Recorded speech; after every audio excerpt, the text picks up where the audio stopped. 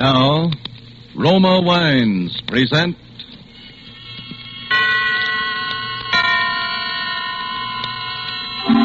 Suspense.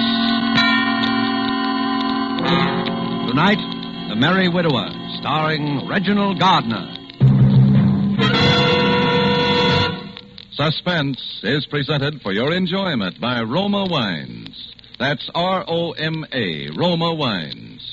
Those excellent California wines that can add so much pleasantness to the way you live, to your happiness in entertaining guests, to your enjoyment of everyday meals. Yes, right now a glassful would be very pleasant as Roma Wines bring you Suspense. This is the man in black, here for the Roma Wine Company of Fresno, California, who tonight from Hollywood brings you as star Mr. Reginald Gardner and a suspense play in grim three-quarter time. And so, with The Merry Widower and with the performance of Mr. Gardner, we again hope to keep you in suspense.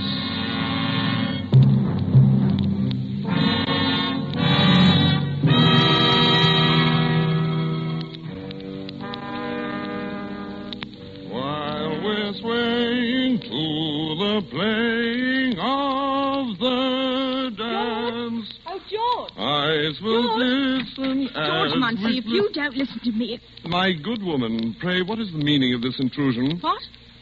Oh, hello, Ethel. I say, who do you think you're calling my good woman? For a moment, I didn't know who it was, that's all. You didn't know who it was? Well, who did you think it was? The servant? Please, Ethel. Not that it wouldn't be nice if we did have a servant. We shall, my dear. We shall. Of course, that's what you say. That's what you always say about everything. Sometimes I wonder why I ever married you, George Muncie. It hasn't changed my life much. When I met you, I was waiting on people all day long in Hoffman's restaurant, and now all day long I wait on you. You don't think by any chance, do you, that I'm unworthy to be waited on? That would be amusing. Oh, George, it isn't that. I'm no snob, and you know it. And I'm not afraid of a little hard work, either. But you're always making such great plans and such big promises. Yes, well, I have big plans. Someday you'll realize, my dear, that you've married a rather remarkable man. Well, remarkable man. If you don't hurry up and get down to work, you'll be fired. I'm not going to work this morning. You're what? I said I'm not going to work this morning. George Muncie, are you crazy? What? What did you say? What's come over you lately, anyway? Ah, then you've noticed something. I should say I have. Wearing wing collars in the daytime all of a sudden and buying yourself a fancy hat and a cane. Really, Ethel, it's quite appropriate that I should wear a Homburg hat and carry a walking stick. After all, Appropriate, is it? Well, I haven't had a new hat since I can remember, and you know how we have to scrape along here, and now you're not going to work. Well, where are you going? I'm going up to London. London? Yes, there are certain very important affairs that I must take care of in London, my dear. And just what are these very important affairs, Your Royal Highness? Why did you call me that? Because you act so high and mighty sometimes. Oh, George, why can't you be a little more practical? My dear, has it ever occurred to you that I might be different from other men? Oh, George, you are. I know you are. In most ways, you're the most wonderful husband a girl could ever have. But really... Yes, perhaps it's time. Yeah, I think it is. Time that I took you into my confidence. Well, perhaps it's time I took you into mine. There's just 10 shillings sixpence in the house to buy groceries for the rest of the month. Please, Ethel, don't be sordid. Sordid? Well, if you think 3 meals a day is so sordid all of a Shut sudden... up. George. You're not fit to share my confidence. You're not fit to share my confidence or my station. George! George! George! George!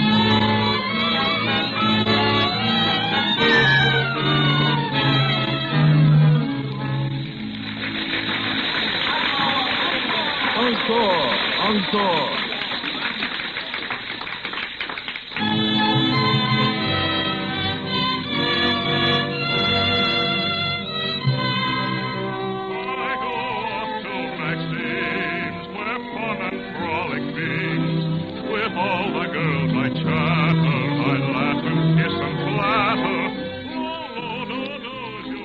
I've seen it now for the 12th time within as many weeks. And again, as on each previous occasion, I'm all but overcome by the one astounding, incredible, and yet quite simple fact. The story being played upon the stage is my story. And the hero of that story, the dashing Prince Danilo of Masovia, is myself. The time is not yet ripe for me to return and take my rightful station in my country. All this must, for a little longer yet, remain my secret. Ethel has no suspicion yet, that's obvious, but there is one who knows, and I'm sure of it. Although she's far too tactful to say so, my Lady of the Veil. And she'll be waiting for me again tonight, that I'm sure of, too, in the lobby of the theater after the performance.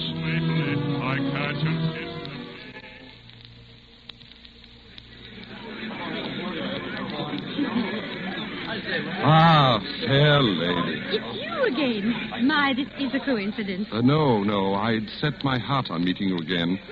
May I walk a little way with you, fair lady? If you like. Shall we go through the park? If you like. So we meet again. You must be almost as fond of the play as I am. Fond of it? Well, that's hardly the word for it now, is it? But I suppose you have some special reason. Ah, then you do suspect me. Oh, now, one doesn't have to be a mind reader for that.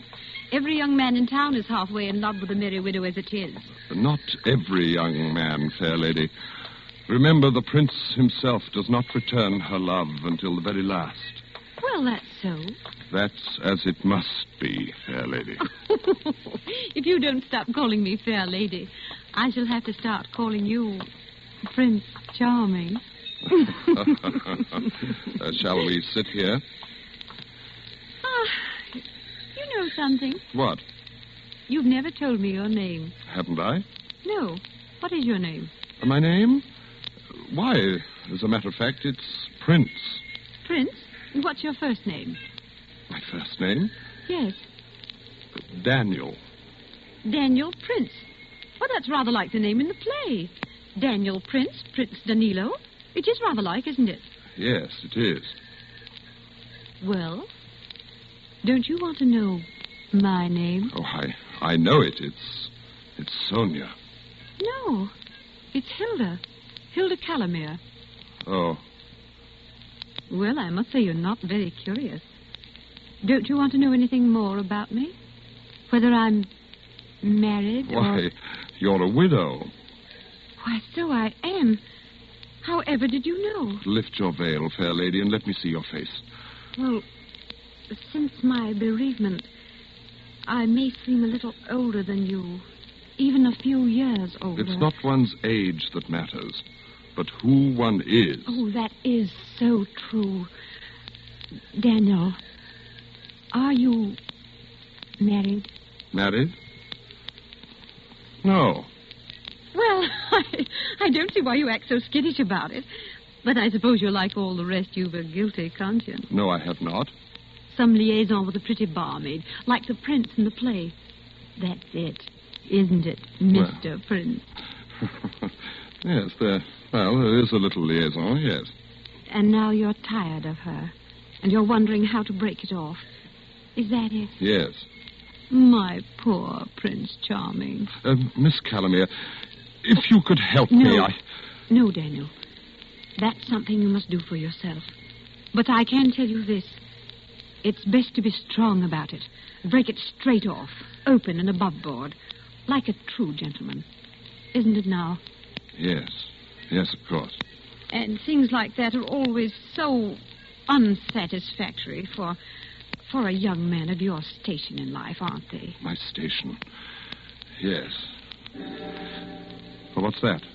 Why, 12 o'clock, I expect. I'll have to hurry. Daniel, wait! Where are you going? Home.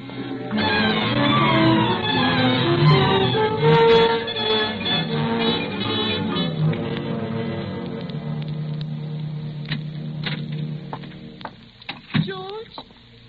Is that you, George? Yes, my dear. Oh, I must have fallen asleep waiting for you. What time is it? A little after 1, I think. After 1? Where in the world have you been all this time? I told you this morning that I had certain very important matters to attend to in London. And what are these important matters, may I ask, that keep you out until 1 o'clock in the morning? Ethel, tell me, do you believe in morganatic marriages? In what? Morganatic marriages. Whatever's that? When a person of royal blood marries someone beneath his station. Well, I never thought about it. I don't see what's wrong with it if they're both in love. Why in the world do you ask me a question like that? I just wanted to know what you thought. You are an odd one. I still doubt. Please, Ethel, I'm very tired. I think we should get to bed. All right. I don't want to quarrel with you tonight of all nights. George. Yes? I did an awfully foolish thing today. What? I spent all our money, or most of it. Here, look what I got. What's that? A little box. It's for cigarettes or hairpins or whatever you like. But when you open it, it plays that tune you like so much. See?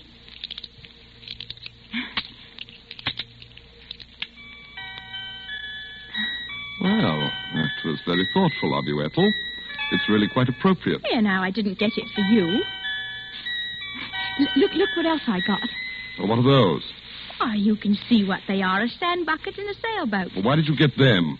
Oh, I know it's silly and all, but... George, if we were to have a baby... A baby? Yes, mind you, I didn't say we will. It's impossible. Oh, it's not impossible either. I tell you it is. It's not the way the thing should happen at all. The way what should It's happen? all wrong. It's not fitting to my station. It can't happen. Oh, it can't. Well, if I want to have a baby, it's little enough I get out of Ethel! life. George, I thought you'd be happy if you thought that... Well, Of course, my dear, of course, yes. The idea just came as something of a surprise, that's all. then you mean... Well, that let's you... talk about it in the morning, my dear. I think now I shall take a bath. A bath at this time of night? Good for the nerves, you know. Relaxing.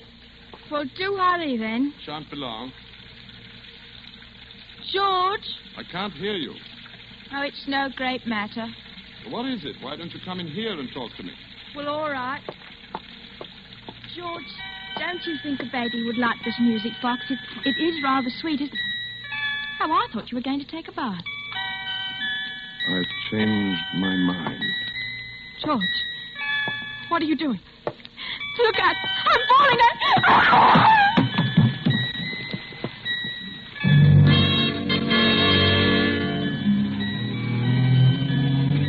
The thing kept playing as she lay there in the water.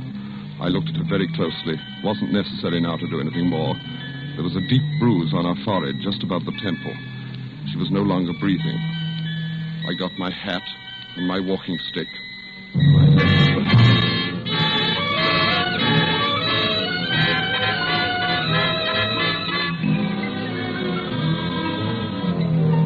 Tonight for Suspense, Roma Wines are bringing you The Merry Widower by Robert L. Richards, based on Roy Vickers' short story, The Rubber Trumpet. Reginald Gardner is the star of tonight's study in Suspense.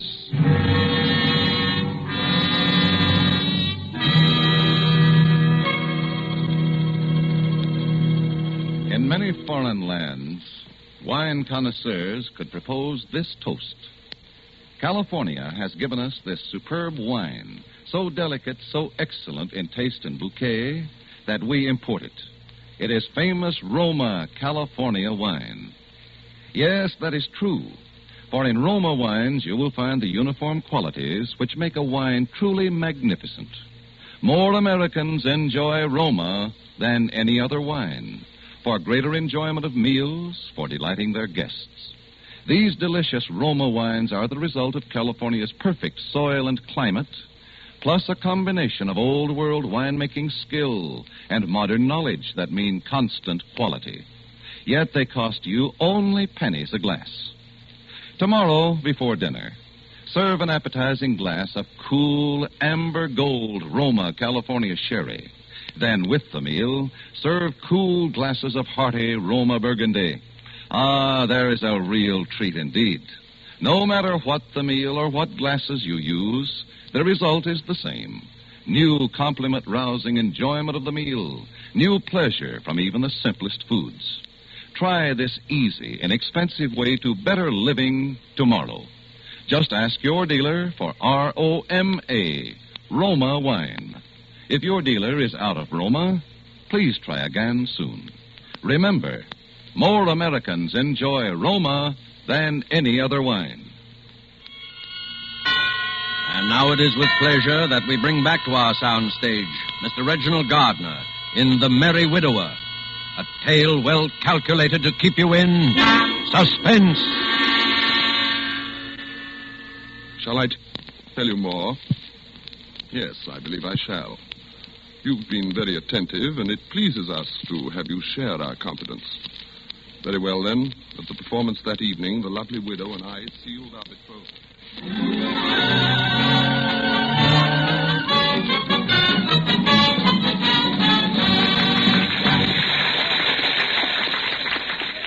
Miss Calamere. Why, it's my Prince Charming. Miss Calamere, may we have our walk again, please? Why, of course. Really, I hardly expected to see you at all this evening. You know, you were rather a naughty boy to leave me so suddenly last night without a word or anything. Yes, I suppose I was, but... You were going home, you said. Yes, to my lodgings. Oh, of course. Tell me, did you enjoy the performance tonight? I didn't see it. I don't want ever to see it or hear it again. Oh. Daniel, do you have something to tell me? Yes. Is it about her? Yes. Did you do as I told you? Yes. It's finished. My poor, dear boy. And that's why you don't want to hear the music anymore. Because it reminds you of things you'd rather forget. Yes. That was very good of you, Daniel. And very brave. I hope it wasn't necessary to hurt her too much. No. It didn't hurt her very much. And what are your plans I've now? come to you, Miss Calamere. I've come to you. Daniel, you mean... You're the only person in the world who understands me, Miss Calamere. Oh, my Prince Charming. It's like a dream, like the play that brought us together. We are the play now. Until death do us part. Yes, until death do us part.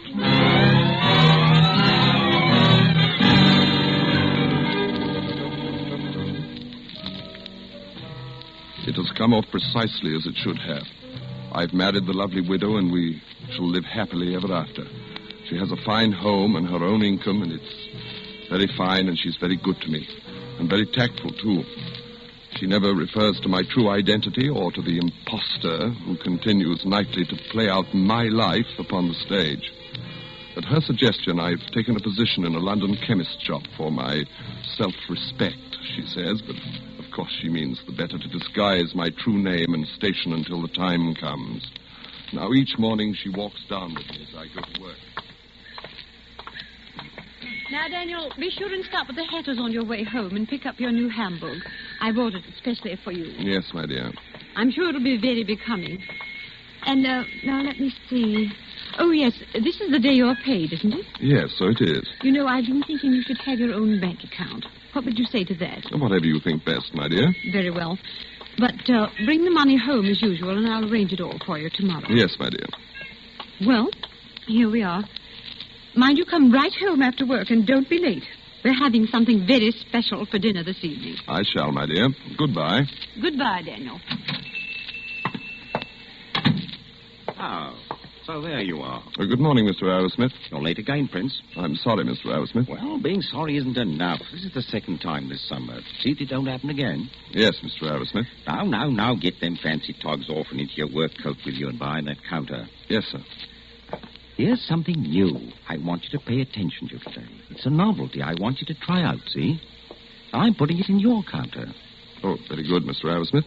You have to demonstrate it, so look sharp here. Yes, sir. It's a cigarette box.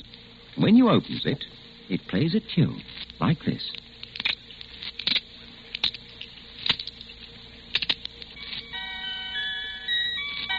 You see? Stop it. Stop it. Stop it, I say.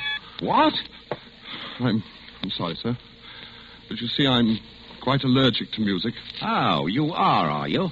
Well, mind you don't talk to me in that tone of voice, or you're liable to find that I'm allergic to keeping you on here. You understand? Yes, sir. And here's your pay. The 6pence dock for that glass you broke Saturday. Thank you, sir. And mind you give some attention to trying to sell that music box. Allergic or not allergic? Yes, sir. Oh, hello, Prince. Was all a row with the old man. Oh, nothing at all. Just a minor difference of opinion and a matter of policy, that's all. Matter of policy, eh? Oh, here, what's this? Don't touch it. What's wrong? Has it got a snake in it or what? It's a very delicate piece of mechanism. Well, let's see. Oh, I say. Give it to me. Well, you are edgy. Why, you look as though you'd seen a ghost. A ghost? At the lunch hour, I took the wretched thing out to the back of the store. I smashed it to bits and threw it into the rubbish bin. It had been priced at 7 and 6. And I rang it up on the cash register. I say, Prince, Yes, sir? where's that music box? I sold it, sir. You did, eh? Well, that's jolly good. Nice to have you show a bit of initiative for a change. Thank you, sir. Here you are. Here's another one. What? Salesman talked me into buying 3 dozen of them. Thought for a while I'd be stuck with them, but I guess that's going to be you that's stuck with them. Eh, Prince? That's it. Now it's you that's stuck with them. 3 dozen. Yes, sir. I'll get rid of them, I'm sure. Well, come on, Prince. Let's go have a spot of lunch together. No, I'm going home to lunch today. I must get something very important.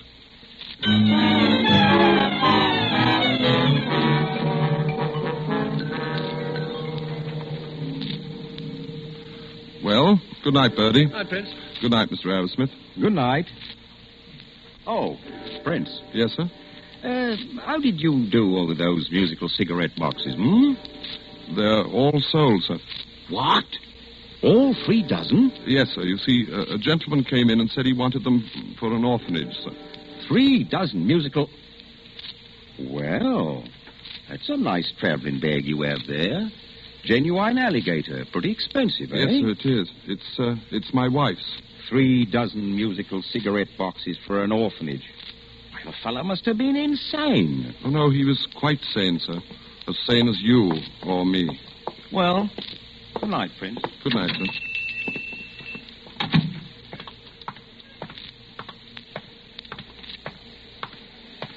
Can you spare a poor man a copper, Governor? Yes, here's a shilling. Oh, God bless you, Governor. But there's something you must do. I want to give you something else. Oh, what? Here, take this suitcase. It's yours. You can do anything you like with it. Yeah. What's the game, Governor? There's no game. I'm just tired of it, that's all. It's a good bag. You can probably pawn it for a nice price. What's in it? Do you want it or don't you? All right, I'll take it. But I hope you don't have your wife act up in it or something. Then take it and shut up.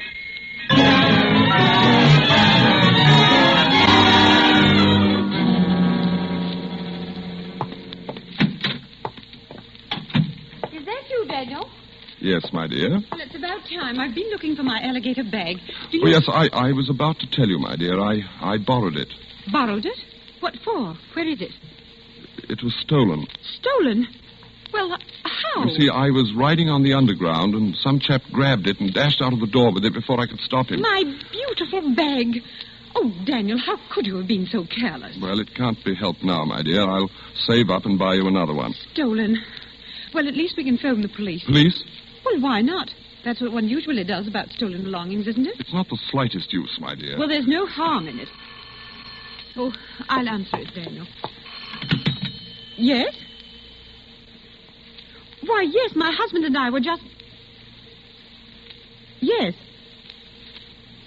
Yes, that would be if... Oh.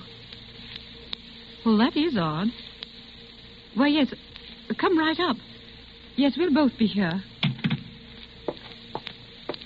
That was the police, Daniel. They found my bag. No, they couldn't They have. saw a beggar carrying it. They thought it looked odd, such a nice bag, and they found my name on it inside. Oh. Daniel, it was full of music boxes. 36 of them. All right, then. They were down at the store. They got on my nerves. And, Daniel, they all played the same piece of music. The tune from our play that you used to like so much. That's right.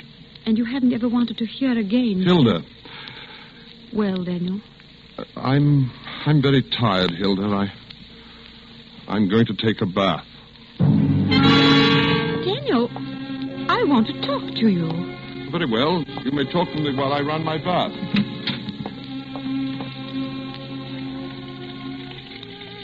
Daniel, something's happened. You're different. I'm no different. Well, why do you hate that piece of music so much? Enough to do such a crazy thing. What? Well, it's because of her, isn't it? Yes. No. What did you do that night? You killed her. Oh, who are you? I am His Royal Highness, Prince Danilo of Marsovia. Daniel? What I have done in the interest of my royal house and of my kingdom. And what I am about to do... Oh, that is the police. I'll go send them away. Daniel, open that door. Let me out! Daniel!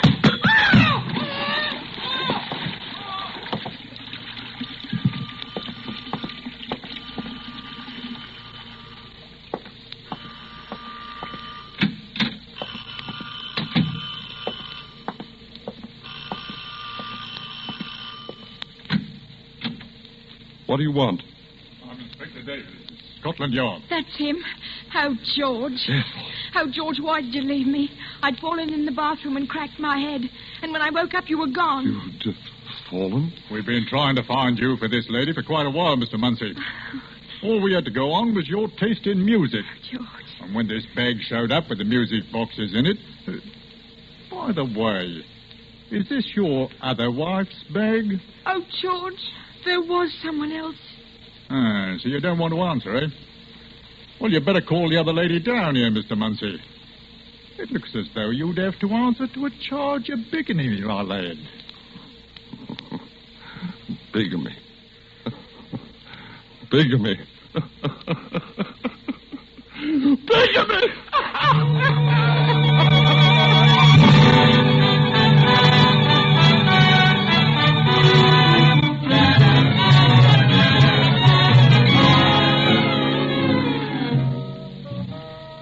I have been returned at last to my rightful place and have taken up residence at my castle in Arsovia. There are heavy bars upon the window for the protection of my royal person, and I am most courteously treated by all my court attendants. Even now I hear the approach of my Prime Minister, whose quaint conceit it is to call himself my doctor. He has been on a personal errand at my request.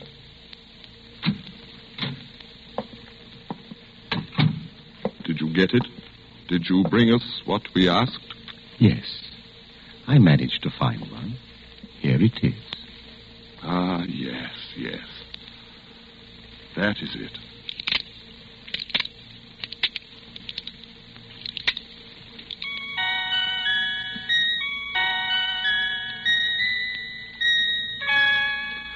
We thank you. Doubtless it seems a trivial thing, a mere trinket, but it reminds us of so many things that we cannot quite remember, like some dream of another life. And it will serve to take our mind from cares of state, which is most necessary, since we know that now we shall be here all the rest of our life.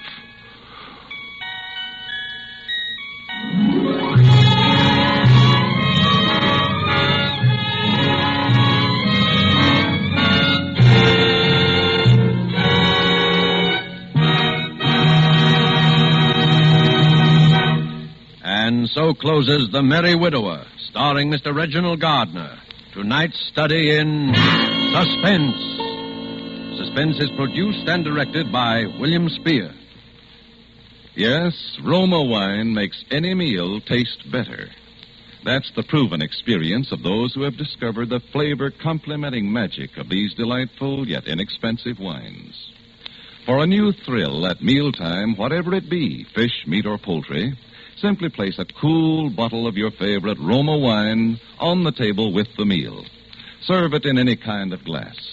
Once you taste the addition these delightful wines bring to the zest and savoriness of even the simplest dishes, you'll wonder why you've ever done without Roma wines. Remember, it costs you only pennies a glass to add the extra pleasure of Roma wines to your daily meals. Tomorrow, ask your dealer for R-O-M-A, Roma wines. Try them, and you'll know why more Americans enjoy Roma than any other wine. Reginald Gardner appeared through the courtesy of 20th Century Fox, producers of the derelict Zanuck Technicolor production Wilson. Next Thursday, same time, you will hear Miss Lucille Ball as star of Suspense. Presented by Roma Wines, R-O-M-A. Made in California for enjoyment throughout the world. This is CBS, the Columbia Broadcasting System.